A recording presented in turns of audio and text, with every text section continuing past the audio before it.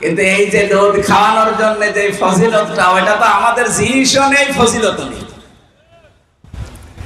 সন্তান দুনিয়ায় আসার পরে একটা মা যদি এক ঢোক দুধ খাওয়ায়, প্রথম যে ঢোকটা, নবীজি বলেন একটা মরা মানুষ চিন্তা করে দিলে যে সওয়াব পাওয়া যায়, মায়ের আমল নামায় আল্লাহ ওই সওয়াব লিখে দেন। এই যে একবার, দুইবার, তিনবার বলার পরে চতুর্থবার বাবার নাম বলেছে, এমনি না। পেটে রাখার 10 মাস 10 দিনের কষ্ট কোনো বাবা আজ পর্যন্ত টের পায়নি, পাবেও না। কথা বলেন না কেন? এরপরে ডেলিভারির যে 57 ইউনিট কষ্ট, এটা দুনিয়ার কোনো বাবা আজও টের পায়নি, পাবেও না। বুকের যে দুধ খাওয়ানো, এটা আজ পর্যন্ত কোনো বাবা পারে নাই, পারবেও না। প্রতি রাতে অন্তত 2-3 ঘন্টা, 1.5 ঘন্টা 2 ঘন্টা পরে পরে তারে দুধ দেওয়া লাগে। আমি হিসাব করে দেখেছি, বিজ্ঞানের একটা 8 থেকে 10 বার প্রতি রাতে তাকে দুধ পান করানো লাগে। আপনি হাফ পোয়া করে হলেও 8 থেকে 10 বারে দেখবেন।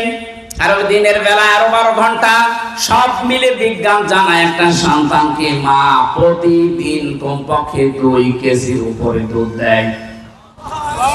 2 বছরে আপনি হিসাব করে দেখেন 36 মণ। এতগুলো দুধ আল্লাহ পাক আমাকে খাওয়িয়েছে।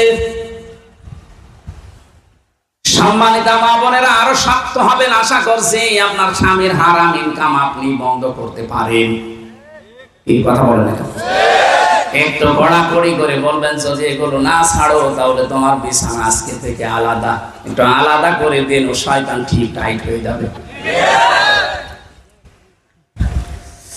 আমি যে কথা বলতেছিলাম, পৃথিবীতে স্বামীর মর্যাদা এত বেশি, আল্লাহ এত বেশি দিয়েছেন। মা বোনেরা কড়াকড়ি যেখানে করা দরকার ওই জায়গায় করে না। স্বামীকে দিনের পথে, একামতে দিনের জন্য, ইসলামের জন্য, মানবতার জন্য ছাড় দেওয়ার মন মানসিকতা নেই। ছাড় দেয় এমন এমন জায়গায় যেখানে ছাড় দেওয়াই জায়েজ নেই। কথা বুঝতেছেন? আমি ইঙ্গিত দিলাম।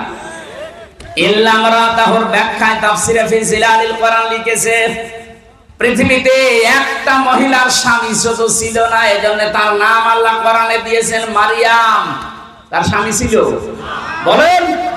যাদের স্বামী ছিল তাদের নাম আল্লাহ কোরআনে দেয়নি, ইনডাইরেক্ট দিয়েছে।